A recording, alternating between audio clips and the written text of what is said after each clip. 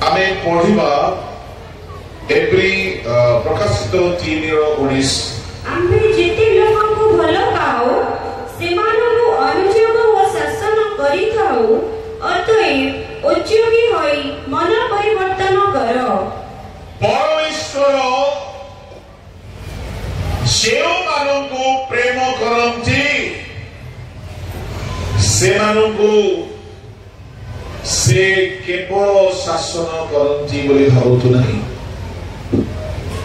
परमेश्वर को प्रेमर अनेक परिभाषा रही अछि।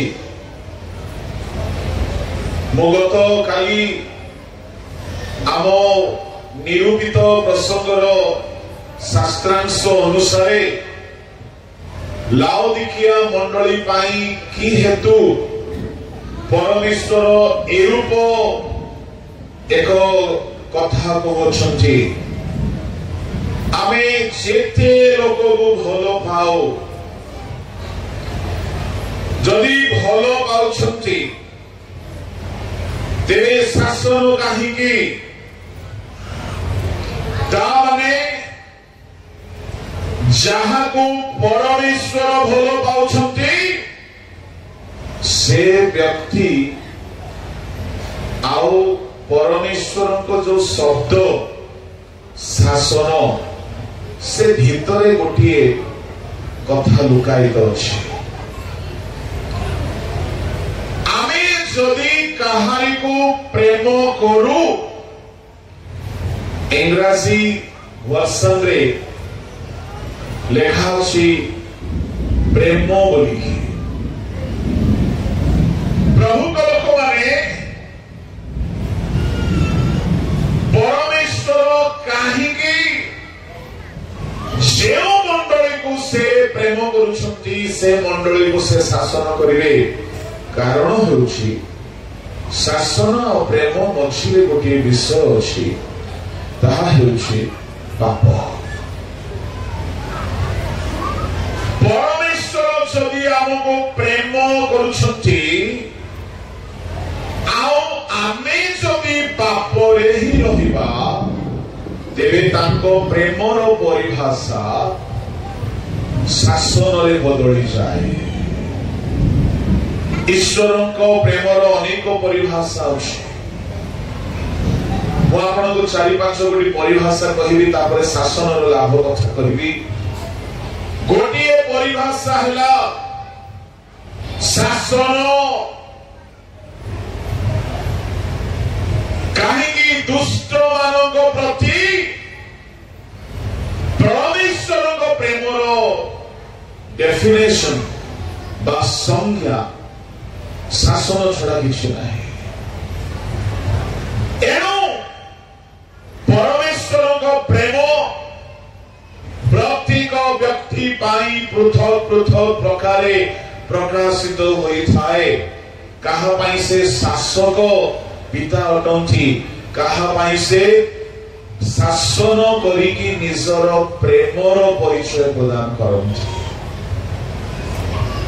किंतु से पिला जदि दुष्ट नह से ईश्वरको संतानटी जदि पवित्र अटे सेही संतान पाई परमेश्वर को प्रेमर परिभाषा शासन हेबो नाही। कोन हेबो द्वितीय परिभाषा हैला ताहा पाई ईश्वर को प्रेमर परिभाषा होछि दान प्रदान।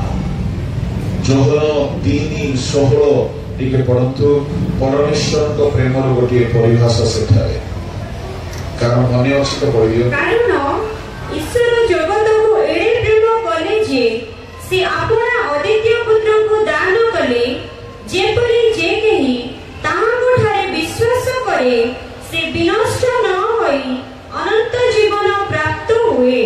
परमेश्वर प्रेम कले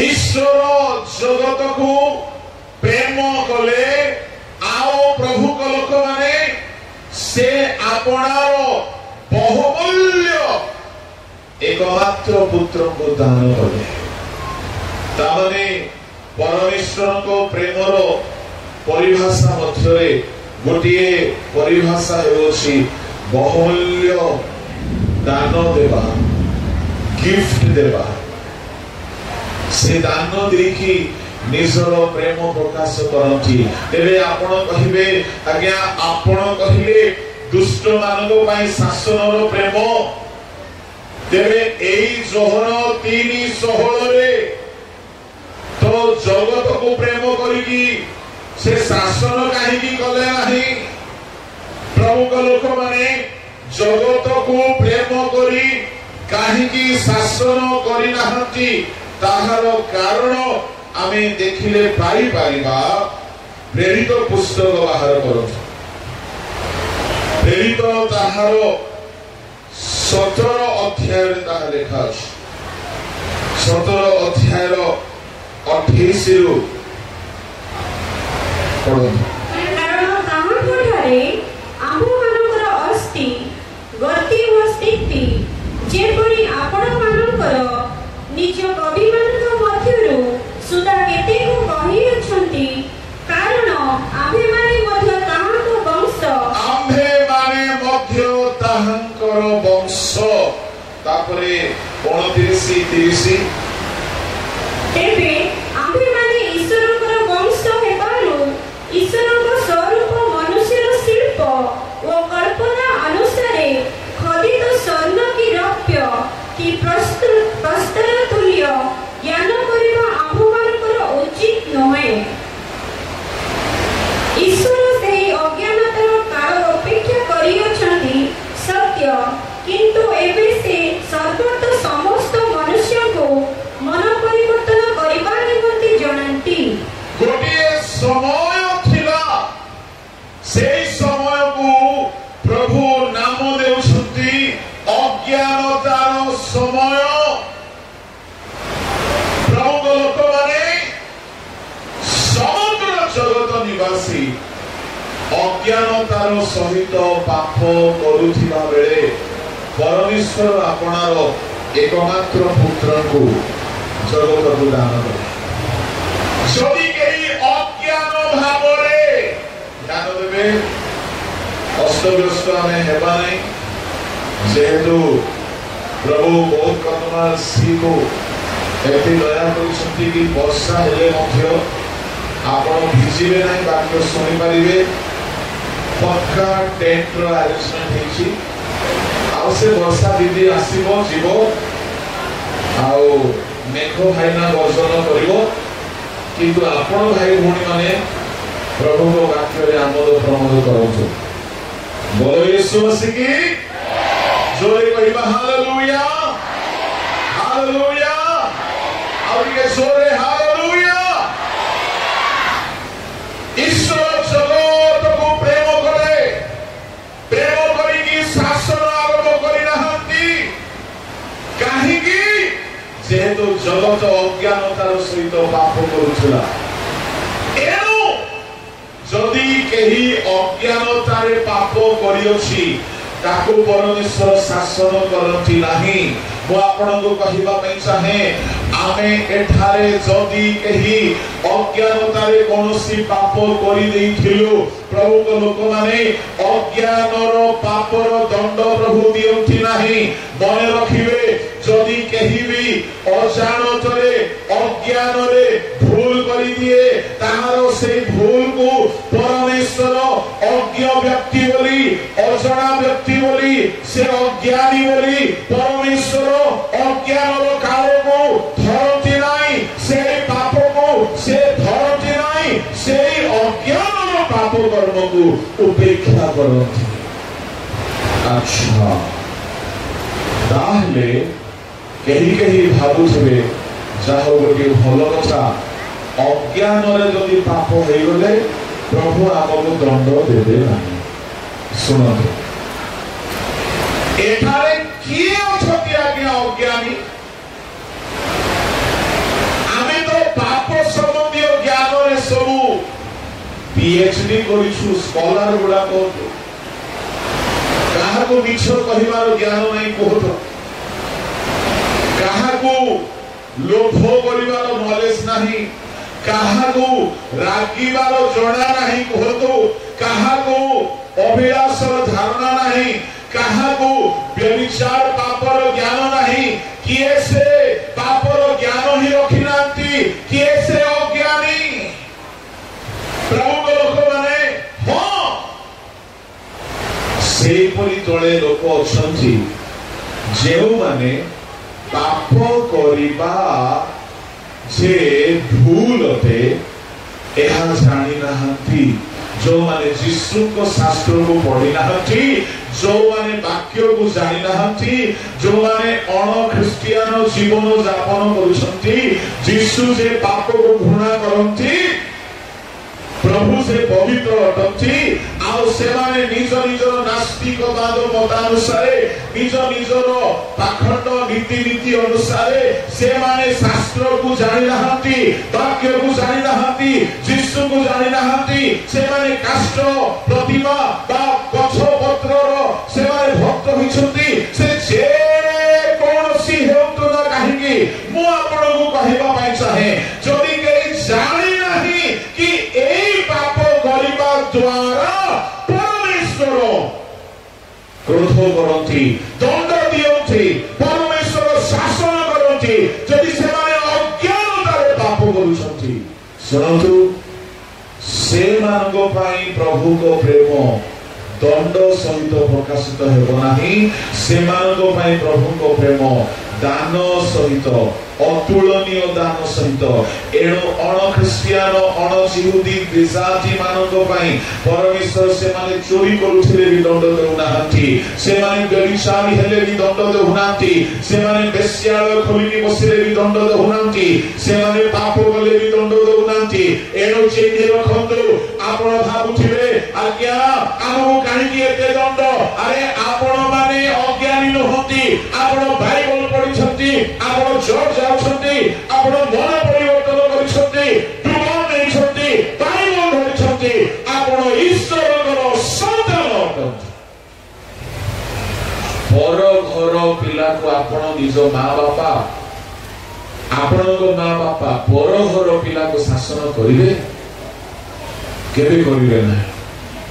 ଏଣୁ ଶୁଣି ରଖନ୍ତୁ, ଯଦି ଜଣେ ଅଣ ଖ୍ରୀଷ୍ଟିଆନ, ଅଣ ବିଶ୍ୱାସୀ, ଆପଣ କହିବେ ଆଜ୍ଞା ବିଶ୍ୱାସୀ ମାନେ ବି ତ ପାପ କରୁଛନ୍ତି। ହଁ, ବିଶ୍ୱାସୀ ମାନଙ୍କ କଥା ହିଁ ପଡିଛି ଏଠାରେ।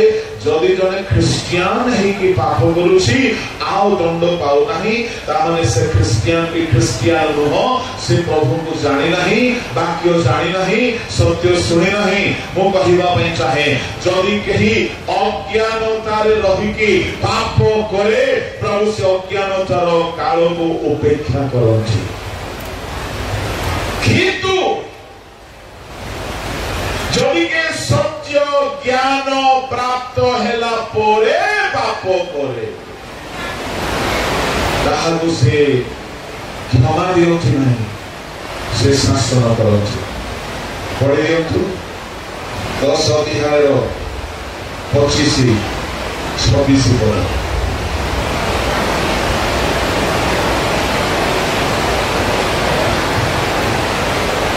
আচ্ছা, ମୁଁ ଭାବିଲି ଜାଣିଥିବେ ବୋଲି।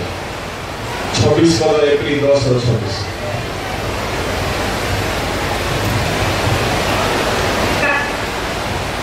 କାରଣ ସତ୍ୟ ଜ୍ଞାନ ଲାଭ କରିବା ପରେ ଯଦି ଆମ୍ଭେମାନେ ସ୍ୱେଚ୍ଛାପୂର୍ବକ ପାପ କରୁଥାଉ, ତେବେ ପାପାତ୍ମକ ବଳି ଆଉ ଅବଶିଷ୍ଟ ନ ଥାଏ, ବରଂ ବିଚାରର ଏକ ପ୍ରକାର ଭୟଙ୍କର ପ୍ରତୀକ୍ଷା ଓ ବିପକ୍ଷମାନଙ୍କୁ ଗ୍ରାସକାରୀ ଅଗ୍ନିର ପ୍ରଚଣ୍ଡତା ଅବଶିଷ୍ଟ ଥାଏ। ଶୁଣନ୍ତୁ, ଯେତେ ଯୁବା ଯୁବତୀ ଭାଇ ଭଉଣୀମାନେ ଅଛନ୍ତି, ଯଦି ଆପଣ ବାକ୍ୟ ଶୁଣିଲା ପରେ, ଆପଣ ଯୀଶୁଙ୍କ ବିଷୟରେ ଜାଣିଲା ପରେ, ଯଦି ଆପଣ ଜାଣିକି ପାପ କରୁଛନ୍ତି, ପରମେଶ୍ୱର ଆପଣଙ୍କୁ ପ୍ରେମ କରୁଥିବା ହେତୁ ଏକ ଭୟଙ୍କର ଦଣ୍ଡ ସେ ଦିଅନ୍ତି। ଏଣୁ ଅଜ୍ଞାନତାରେ ପାପ କରିବା ଲୋକମାନଙ୍କ ପାଇଁ ତାଙ୍କ प्रेम दंड युक्त नुहे प्रेम केवल आशीर्वाद युक्त अटे मु कहबा चाहे जेतेबेले आमे देखु व्यभिचार कर्म रे धरा जाइथिबा गोटे स्त्री जीसु को निकट को आसिला आओ जीसु ताहाको दंड देले नाही काहेकि अज्ञानतार कर्म करिथिबा अज्ञानता हेतु जदि केही पाप करिथाय ईश्वर को विषय धारणा नाही बाइबल विषय धारणा नाही परमेश्वर जे एहा भल पाती नाही कोई जने जानि नाही अज्ञानी होई कि पाप जने करिछि प्रभु लोक माने सेना को प्रभु दंड दियछि नाही सेना को पाई प्रभु को प्रेम परिभाषा होछि केवल दया केवल क्षमा केवल आशीर्वाद केवल मंगल दान एनो कहबी प्रियश्वर लोक माने आपण केउ दल अटंती आपण यीशु को जानिथिबा लोक ना न जानिथिबा लोक आपण अज्ञानी रे पाप करूछंती अज्ञान रे ना ज्ञान पाई कि पाप करूछंती जदि हमें सब जानी की मध्य जदि हमें स्वेच्छा पूर्वक पाप करूछिबा तेरे आमो भाई प्रभु को प्रेम केवल शासन सहित प्रकाशित हो जेहेतु आमे ताहांकर पुत्र अथु आमे ताहांकर निज लोक अथु एणुकरी प्रभु को प्रेमर परिचय प्रभु को प्रेमर परिभाषा अज्ञानतार पाप करिबा लोक मानक पई दया क्षमा अटे किंतु पापर सत्यता पवित्रतार सत्यता वाक्यर सत्यता को जानी जानी जे माने दाम्भिक होई जो माने सत्यग्रीव होई जो माने कठिन बना होई पाप करथि प्रभु सेमान को घृणा करूनाहंती सेमान को से प्रेम ही करथि से पापी मान को प्रेम करथि किंतु से पापी मान को जो माने वाक्य जानी जानी की पाप करूथिबा ईश्वरन को संतान एमान को से शासन द्वारा प्रेम करथि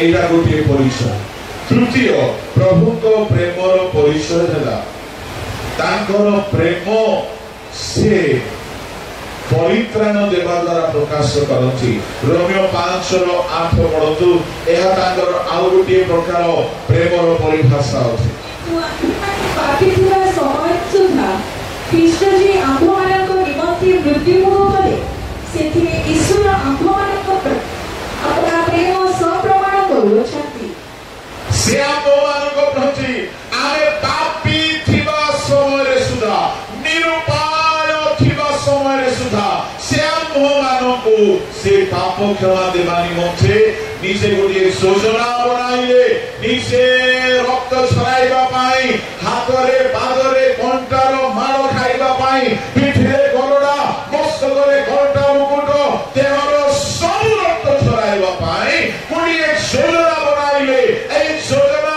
किछि नहे या ईश्वरकर प्रेम सुनतु आमे कहि हे ताहा मागी नथिलु से जाछि कि आमो पाई बोली क्रूसरे प्राण देले प्रभु को लोक माने आ एई प्रेम द्वारा से परित्राण कर्म आम निमंत्रे करि गले एण ईश्वरकर प्रेम से जाछि कि प्रदान करथि से मागिबा जाय अपेक्षा करथि नाही से बिना मूल्य रे दियंती आ एति बड़ परित्राण जहाको केई केरी पारिबे नाही जहारो मूल्य केई देई पारिबे नाही एई परित्राण से बिना मूल्य रे दिबे आ आमे प्रभु को देवार कथा आसिले केही केही 10 टंका रो अधिक दियंती नाही मुआसी भाबुथली बौद्ध कंदमाल सी रे गदान्य लोक माने निश्चय अछंती बोली एते विराट बड़ आयोजन हे पारुछि काली हम नेशनल प्रेसिडेंट कहते सीर एत बड़ कंग्रेगेशन सी भी केवे देखी ना सी कन्वेंशन ताने आम लोक मैंने प्रभु को उदार चित अटंती भल कथा अटे प्रभु को लोक मैंने आमे जदि प्रभु को दे पारुछु खाली अर्थ नहीं अर्थ तो भल विषय किंतु अर्थ सहित जहाँ से आम ठारू आशा करती ताहा मध्य आमे तांकु देवा दरकार से आशा करती से आमको प्रेम कले आमे भी ताहा को प्रेम करू प्रभु को नाम धन्यवाद हो एहा थिला प्रेमर दुई तीन गोटी परिभाषा आसंतु आमे टिके भीतर बुझिबा जे शास्त्रांश हमर निया जाईछि परमेश्वर कहउछंती आमे जेते लोक को भलो पाओ शासन करो मंडली लोक मानकु से शासन करछि काहेकि सेई लाओदिकिया मंडली ईशदुष्म अवस्था रे अछंती शीतल नुहति कि उष्म नुहति आओ प्रभु कहउछंती तमे ईशदुष्म हेबारु आमे तुमको अपना मुखरु उद्गार करिबाकु चाहूछु तामाने जो माने आत्मिक भावरे ईशदुष्म अवस्था रे प्रभु से मानकु उद्गार करिवे आउ से उद्गार मध्यरे ताहांकर शासन मध्य रही अछि प्रभु को लोक माने मु आपण मानकु एई उद्दीपना सभार बेला रे कहिबा को चाहूछि प्रभु को शासन रो उपकारिता जदि से हमको भलो पांती आउ से शासन करती से शासन रे से आम जीवन रे चारि गोटी विषय आनिबा पाई शासन करती कौन से चारि गोटी विषय प्रभु को लोक माने आसतो देखिबा एवरी पुस्तक बाहर करंतु एवरी पुस्तक ताहार 12 अध्याय ताहार 6 पदरु पढ़ी चलतु काहेकि प्रभु शासन करती प्रभु को शासन रो उद्देश्य कोन अटे बड़ ध्यान सहित सुनतु प्रेम करती ताहाकु शासन करती पुनी जे पुत्र को से ग्रहण करती ताहाकु प्रमाण करती शासन उद्देश्य तो तुमि माने क्लेश सह्य करूछ ईश्वर दुखमानक सहित पुत्र तुल्य व्यवहार करूछंती कारण पिता जहाको शासन न करती एपरि पुत्र किए अछि किंतु जे शासन रे समस्त सहभागी यदि तुमि माने सेथिर अंशी नुह तेबे तुमि माने पुत्र न होय जार जे अट आहुरी मध्य आपमानक शासनकारी आपमानक शारीरिक पितृगणकु आम्हे माने समादर करू तेबे आत्मानक पितांकर गर केते अधिक रूपे बसीभूत होई जीवन प्राप्त न हेतु कारण से मानकु जेपरि विहित बधुला तदनुसारे से माने अल्प दिन निमंते आम्हमानकु शासन कले किंतु आम्हे माने जेपरि ताहाक पवित्रतार सहभागी हेतु एथि माने से आम्हमानक मंगल निमंते शासन करती शासन वर्तमान आनंदजनक बधु न होय दुःखजनक बधु होय तथापि जो माने तत्त्वय शिक्षा प्राप्त होइछन्ति ताहा करे से मानकु शांतिर फलस्वरूप धार्मिकता प्रदान करे असुविधा 5 पद टिके पढि दियंतु 5 पद आ होमनामानक परि तुममानक प्रति उक्त एही उत्साह मध्य भूलियछ हे मोर पुत्र प्रभु को शासन को लघु ज्ञान कर नाही किंतु ताहाक द्वारा अनुजोग प्राप्त हेले प्राप्त हुओ नाही प्रभु का नाम धन्यवाद है प्रभु को लोक माने 6 पद रे हमें देखुछु प्रभु जहा को प्रेम करती ताहा को शासन करती जे पुत्र को से ग्रहण करती ताहा को से प्रहार करती ताने यदि आमको प्रभु शासन करू नाहंती ताहले आमे ताहाकर पुत्र न हो फळे देखाउछि जेउ माने ତାହାଙ୍କ ଶାସନର ସହଭାଗୀ ନୁହନ୍ତି। ସେମାନେ ଜାରଜ ବୋଲି କହିଲେ ଯାହାର ମା ବାପାକୁ ସେ ଜାଣି ନାହିଁ। ଏ ପ୍ରକାର ଜାରଜ ସନ୍ତାନ ପ୍ରଭୁଙ୍କ ଲୋକମାନେ ଭାବି ଦେଖନ୍ତୁ, ତାମାନେ ଆମେ ଯେଉଁମାନେ ଟିକିଏ ଭୁଲ କଲେ ପ୍ରଭୁ ଆମକୁ ଦଣ୍ଡ ଦଉଛନ୍ତି, ଟିକିଏ ପାପ କଲେ ପ୍ରଭୁ ଶାସନ କରୁଛନ୍ତି, ଟିକିଏ ଭୁଲ କଲେ ଦଣ୍ଡ ମିଳୁଛି। ଭାଗ୍ୟବାନ ଆପଣମାନେ, କାହିଁକି ଆପଣମାନେ ଈଶ୍ୱରଙ୍କ ପୁଅ ଅଟନ୍ତି, ଈଶ୍ୱରଙ୍କ ସନ୍ତାନ ଅଟନ୍ତି। ଏଣୁ ମୁଁ ଆପଣଙ୍କୁ କହିବା ପାଇଁ ଚାହେଁ, ଈଶ୍ୱରଙ୍କ ଶାସନକୁ ଘୃଣା କର ନାହିଁ, ଈଶ୍ୱରଙ୍କ ଶାସନକୁ ଭୟ କର ନାହିଁ। ଯେହେତୁ ସେ ଶାସନ ଦ୍ୱାରା ସେ ଏହା ପ୍ରକାଶ କରୁଛନ୍ତି ଯେ ଆପଣ ତାଙ୍କର ନିଜର ପୁଅ ଅଟନ୍ତି, ଆଉ ଆପଣଙ୍କୁ ସେ ଗ୍ରହଣ କରୁଛନ୍ତି। ଯଦି କେହି ବ୍ୟଭିଚାର ଉପରେ ବ୍ୟଭିଚାର, ଝିଅ ଧନ୍ଦା ସହିତ ଝିଅ ଧନ୍ଦା, गर्लफ्रेंड उपरे गर्लफ्रेंड, बॉयफ्रेंड उपरे बॉयफ्रेंड, पाप उपरे पाप, पोर्नोग्राफी उपरे पोर्नोग्राफी, अश्लीलता उपरे अश्लीलता, ये सब करिकि भी बिंदास रहुछि, किछि दंड मिलु नाही। सुनतु, तार अर्थ प्रभु ताकु ग्रहण करिना, से प्रभु को पिला नुहे।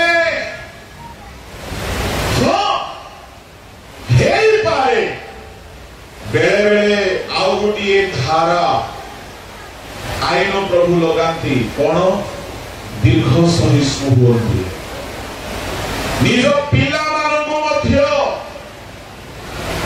से समय दियंती, बेले बेले से अपेक्षा करती, से दीर्घ सहिष्णु एवं करि देखाउछि। ओडिया रे शब्द एते मजा आसे नाही, आम मानक परमेश्वर क्रोधरे धीर, किंतु ताहाकु जदि आपण हिंदी रे देखिबे लेखा अछि, परमेश्वर विलंब से क्रोध करने वाला, तारे विलंब से रागंती। जदि कहीं पाप करी करी करी की गुप्त रे अछि, आउ प्रभु ताहाकु दंड देउ नहंती, तो सुनतु, हेई पारे प्रभु अपेक्षा करिसंती। काहेकि उपदेशक 8:11 टिके पढंतु। कुकर्म विरुद्धरे दंडाज्ञा त्वरित शीघ्र नहिबारु मनुष्य संतानमानक अंतःकरण कुकर्म करिबाकु संपूर्ण आसक्त हुए। कुकर्म करी करी लुचि लुचि रहिला बेले प्रभु दंड सांगे सांगे बेले बेले दियंती नाही। काहेकि परमेश्वर विलंब से क्रोध करने वाला, से जल्दी रागंती नाही, से जल्दी क्रोध करती नाही, से सहिष्णु दीर्घ सहिष्णु ईश्वर अटंती। एणु करी तांको पिला माने, तांको संतान संतति माने पाप कले हैं, भूल कले हैं, बेले बेले दंड मिलु नाही। किंतु मने रखतु मो मुरुडी पांगा सी कन्वेंशन रे जा प्रचार करिसरी, कहार मने अछि कि नाही, मोर किंतु मने अछि। मो से जगह रे कहिथिली पापर वेतन दुई भाग रे दियथि, गोटी हैला इंस्टॉलमेंट रे, आ गोटी हैला डायरेक्ट पेमेंट रे। इंस्टॉलमेंट रे प्रभु दियंती, इस्राएल मान को 40 वर्ष जाय दंड मिलिला। प्रभु को लोक माने मो कहिबा पई चाहे, दाऊद को दीर्घ वर्ष दंड मिलिला। नाथन आसिले दंड डिक्लेयर कले, सांगे सांगे पापर धर्मा मिली नाही। आओ पाप करी की 9 मास दाऊद लुचि की छिला, बीणा बजाउछि, गीत गाउछि, नृत्य करुछि, उपासना को जाउछि, हे मारे बाइबल भी पढुछि, किंतु व्यभिचारर दंड मिली नाही, नर हत्यार दंड मिली नाही। 9 मास जाए प्रभु ताको दंड देना। साधारणतः विज्ञान रो बायोलॉजी रो नियम अनुसार गर्भर छुआ 9 मास परे ही जन्म होई थाए।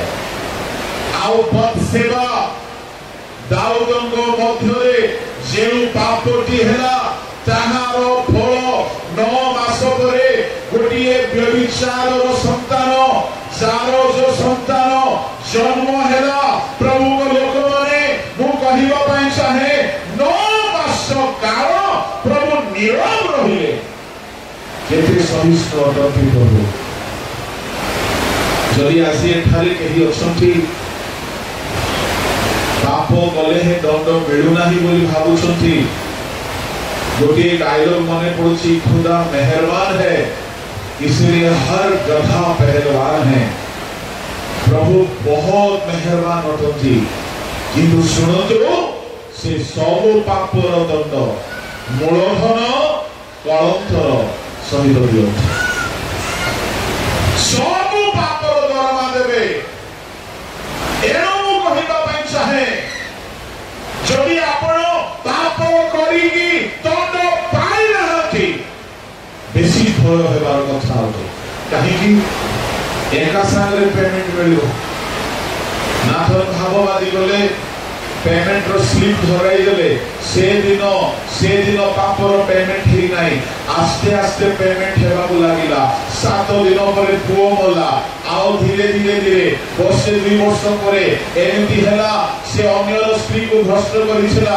प्रभु को लोक माने द्वितीय सामुएल 12 अध्याय रे पापर डिक्लेयर हेला, पापर दंड घोषणा हेला।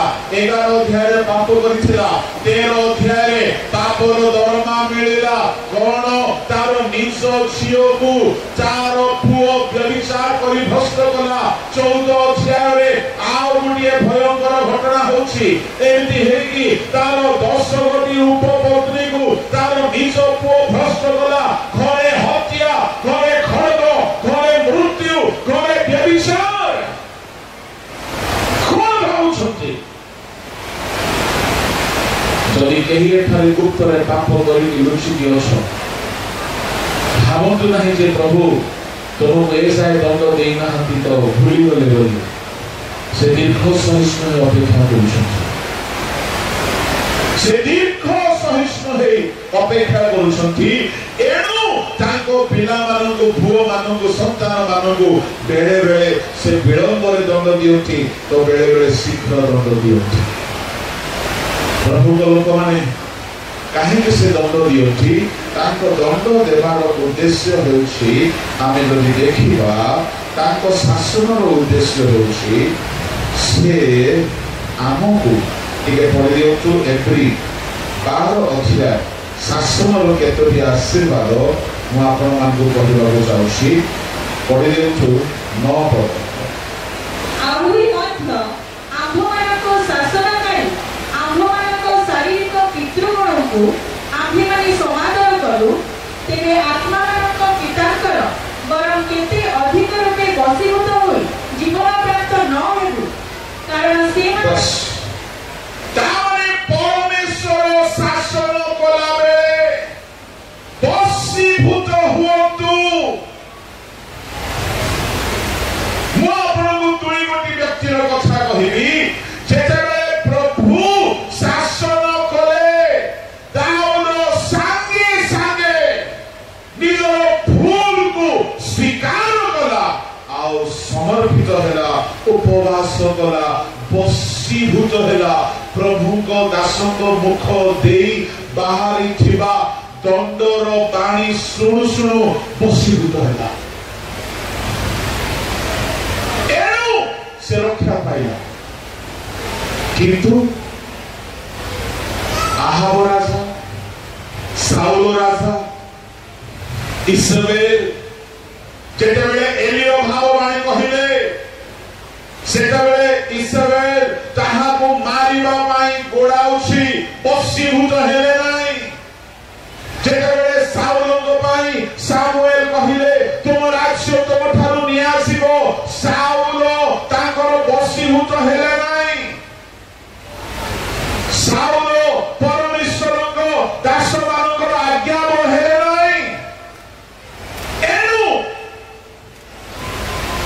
परमेश्वर ठारू जो जीवन मिलबार थिला जो ब्लेसिंग मिलबार थिला साउल ताहा हराइले आहाब ताहा हराइले इस्राएल रो परिवार ताहा हराइले मु आपन को कहिबा नै चाहे जीवन रे जदि भूल करिकि आपन माने दंड पाउछंती से दंड पाइला बेले प्रभु को लोक माने दाऊद ठारू सिखंतु केमिति ईश्वर कर वशीभूत होती दाऊद संगे संगे नाथन रो वशीभूत हेले आपन देखिबे बाइबल रे जेतेबेले कहिले जेतेबेले एलियो कहिले तुम पितृ वंश इस्राएल को दुख देइछो तुमरो परिवार इस्राएल को दुख देइछो सेतेबेले आहाब वशीभूत हेला नै हो मु भूल करिछि बोली कहला नै निज स्त्री सहित कथा हे कि एलियो को मारिबा पाई बोली षडयंत्र कला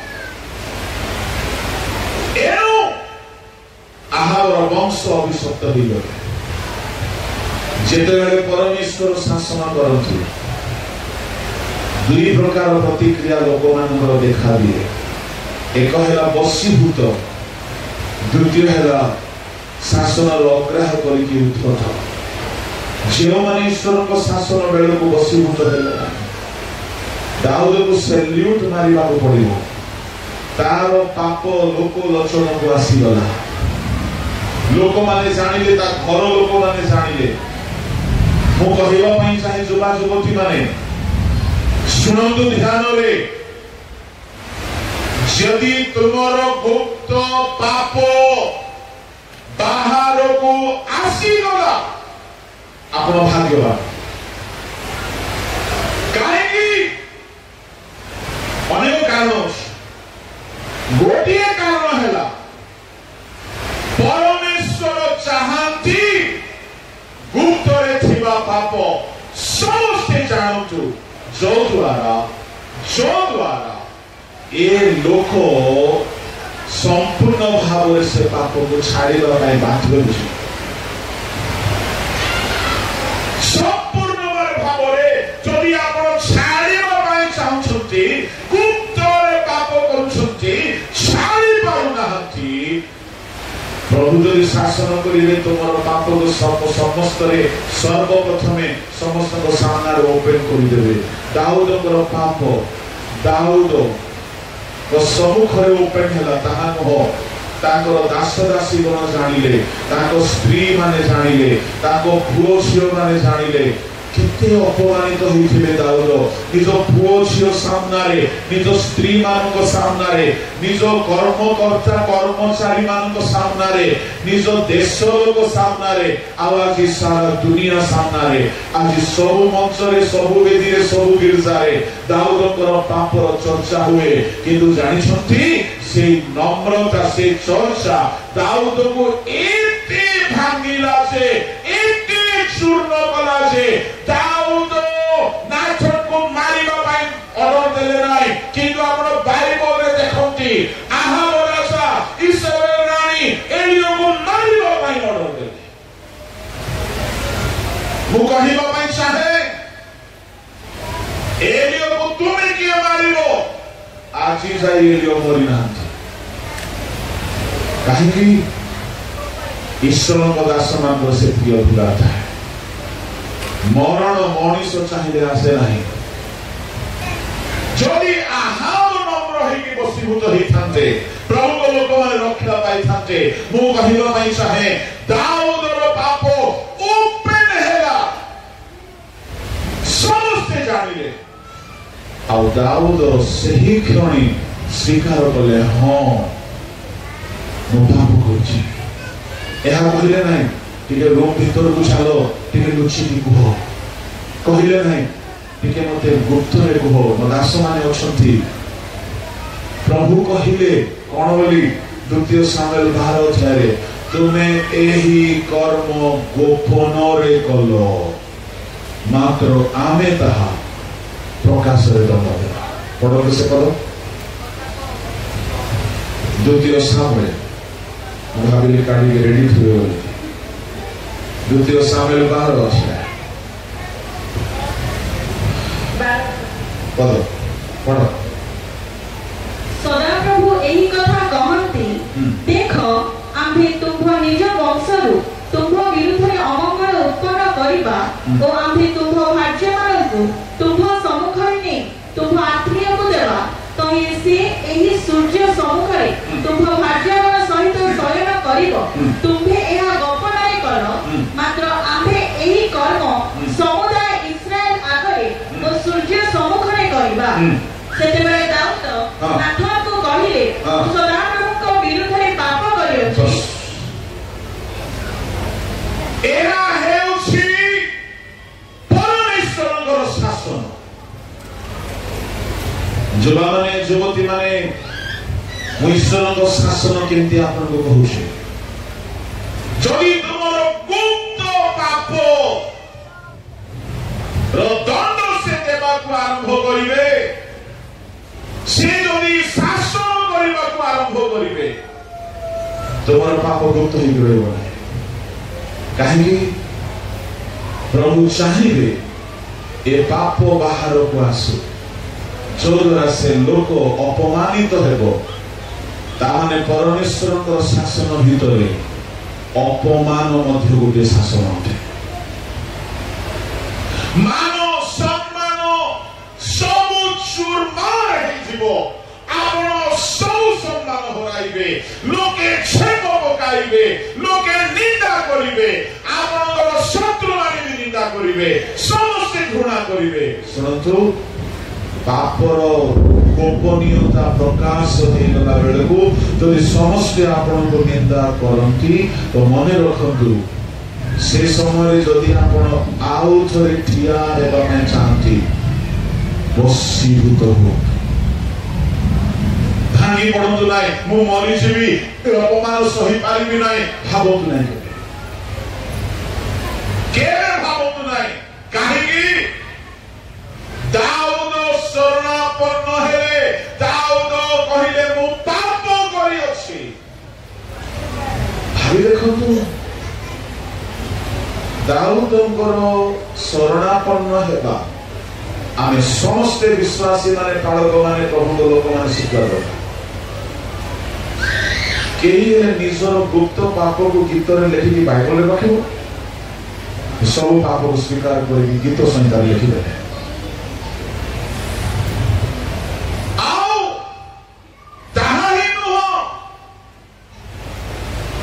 ଯେଉଁ ଭାବବାଦୀ ଆସିକି କୁଟୁକୁଟା ଅନୁଯୋଗ କରିଛି, ସେ ଭାବବାଦୀକୁ ସେ କେବେ ହେଲେ ପରିତ୍ୟାଗ କରେ ନାହିଁ। Look at the submission. ଏମିତି ହେଲା ଯେ ଦାଉଦ ଏତେ ଶରଣାଗତ ହେଲେ, ଏତେ ବଶୀଭୂତ ହେଲେ, 7 ଦିନ ଉପବାସ କଲେ। ଯଦି ତୁମର ପାପ ପ୍ରକାଶ ହେଇଯାଇଛି, କେହି ଯଦି ଏଠାରେ ଅଛ ଅପମାନିତ ହେଇଯାଇଛ, ତୁମର ପାପ ଯଦି ଅପମାନ ଆଣିଦେଇଛି, ମରିଯିବାକୁ ଇଚ୍ଛା ହଉଛି, ଆଜି ପ୍ରଭୁ କହୁଛନ୍ତି ତୁମେ ଉପବାସ କର, ବଶୀଭୂତ ହୁଅ, ଶାସନ ଧର୍ମ ପକ୍ଷରେ ବାହୁଡ଼ିବ, ଶାସନ ମଙ୍ଗଳ ଆଣିଦେବ, ତୁମର ଅମଙ୍ଗଳ ହେବ ନାହିଁ। ଦାଉଦ ସବୁ ପାପକୁ ନେଇ 7 ଦିନ ଉପବାସ କଲେ। ଆଉ ପ୍ରଭୁଙ୍କ ଲୋକମାନେ, ପ୍ରଭୁ ତାଙ୍କ ପ୍ରାର୍ଥନା ଶୁଣିଲେ, ଅଧର୍ମ ଦୂର ହେଲା, କିନ୍ତୁ ପୁଅ ବଞ୍ଚିଲା ନାହିଁ। କାହିଁକି? ପ୍ରଭୁ ଯାହା କରନ୍ତି ଭଲ ପାଇଁ କରନ୍ତି। ଯଦି ସେ ପୁଅ ବଞ୍ଚିଥାନ୍ତା, ସେ ପୁଅ ବି ସମାଜରେ ମୁଣ୍ଡ ଉଠେଇ ଚାଲିନଥାନ୍ତା। କାହାର ପୁଅ ବୋଲିଥାନ୍ତା? ତାର ଜନ୍ମର ଇତିହାସ ସମସ୍ତଙ୍କୁ ଜଣାଅଛି। ପ୍ରଭୁ ଜାଣିଲେ, ମୁଁ ଏହା ବଦଳରେ ଏହାକୁ ଆଉ ଗୋଟିଏ ପୁଅ ଦେବି, ଆଉ ଯେଉଁ ପୁଅର ବଂଶରେ ଯୀଶୁ ଖ୍ରୀଷ୍ଟ ଜନ୍ମ ହେବେ। ଏଣୁ ଗୋଟେ ନୂଆ ପୁତ୍ରକୁ ଦେଲେ, ପ୍ରଭୁ ବତ୍ସେବାକୁ କ୍ଷମା କଲେ, ତା ଗର୍ଭକୁ ଶୁଚି କଲେ, ଆଉ ପ୍ରଭୁ ଦାଉଦକୁ ଶୁଚି କଲେ। ଯେହେତୁ ଏମାନେ ବଶୀଭୂତ ହେଲେ, ଫେରି ଆସିଲେ, ପ୍ରଭୁ ଆଶୀର୍ବାଦ କଲେ। ପ୍ରଭୁଙ୍କ ଲୋକମାନେ, ବଡ ଭୟଙ୍କର ଶବ୍ଦ ଗୋଟିଏ ଲେଖା ଅଛି। କଣ ସେ ଶବ୍ଦ? ପ୍ରଭୁ ସେମାନଙ୍କର ପାପ ଦୂର କଲେ। 12-15 ପଢନ୍ତୁ। ଏହିଠାରେ ନାଥାନ ଆପଣା ଗୃହକୁ ଚାଲିଗଲେ। ଅନନ୍ତର ସଦାପ୍ରଭୁ ଉରିୟର ଭାର୍ଯ୍ୟ ଠାରୁ ଜାତ ଦାଉଦଙ୍କର ପୁତ୍ରକୁ ଆଘାତ କରନ୍ତେ। କାହାର ଭାର୍ଯ୍ୟ ଠାରୁ ଜାତ? ଉରିୟଙ୍କର ଭାର୍ଯ୍ୟ। କାହାର ପୁଅ? ଦାଉଦଙ୍କର ପୁଅ। କେମିତି ଲାଗୁଛି ଶୁଣିଲେ? ଭାର୍ଯ୍ୟା ଅଲଗା ଲୋକର, ପୁଅ ଅଲଗା ଲୋକ। ପ୍ରଭୁ ଏ ଖରାପ ଆଧାର କାର୍ଡକୁ डिलीट करने चाहिए। भार्या हूँ अलग लोक, पुओ हूँ अलग लोक। एमती है 7 दिन उपवास करे 16 पदरे फेरी आसिले कहिले कौन है प्रभु से पाप क्षमा करे। 24 अनंतर दाऊद अपना भार्या बत्सेबा को सांत्वना कले। कहार भार्या